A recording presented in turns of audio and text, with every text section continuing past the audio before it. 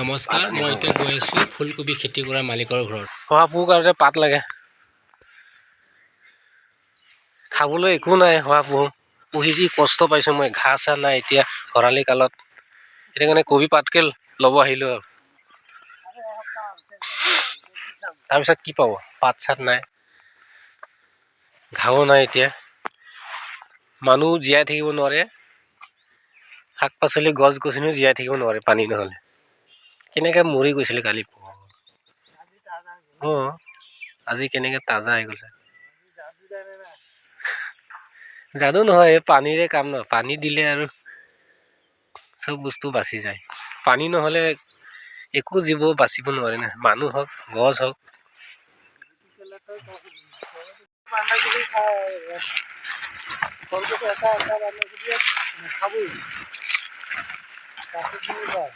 পাতটো এনে পাই আছে, মাংনা পাই আছে, বিনা পইচাত পাই আছে পাতটো। বন্ধাকবি কিয় কিনিম কোৱাচোন? বিনা পইচা ফুলকবি পাত পাই আছো। ঘাঁহ পাম না, কেইদিন পিছত আৰু ঘাঁহ ওলাব।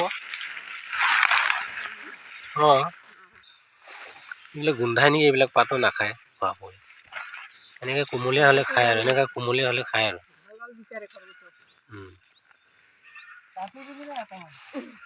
হা, ডাঙৰ হ'লে খাব পাৰিবি। মোক ভালেই নালাগে, খাই মজা নালাগে শহাপহুটো।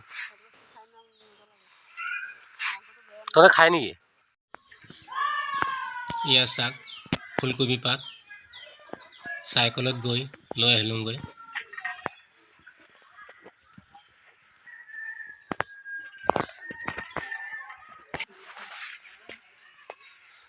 মই আহি পালোঁ কবি পাত লৈ।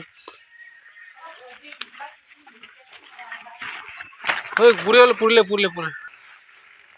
এয়া ছোৱালীজনী, মোৰ ছোৱালীজনী কবি পাত নমালে।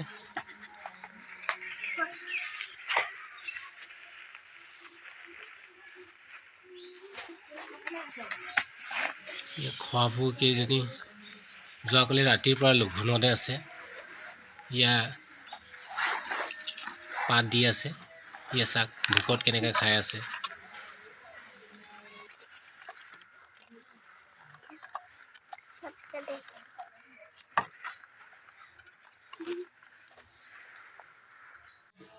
আৰু তাৰ পাছত মই ৰাস্তা ওলালোঁ। এয়া আমাৰ গাঁৱৰ ৰাস্তা কাম কৰি আছে, মহিলা পুৰুষ গোটেই মিলি কাম কৰি আছে।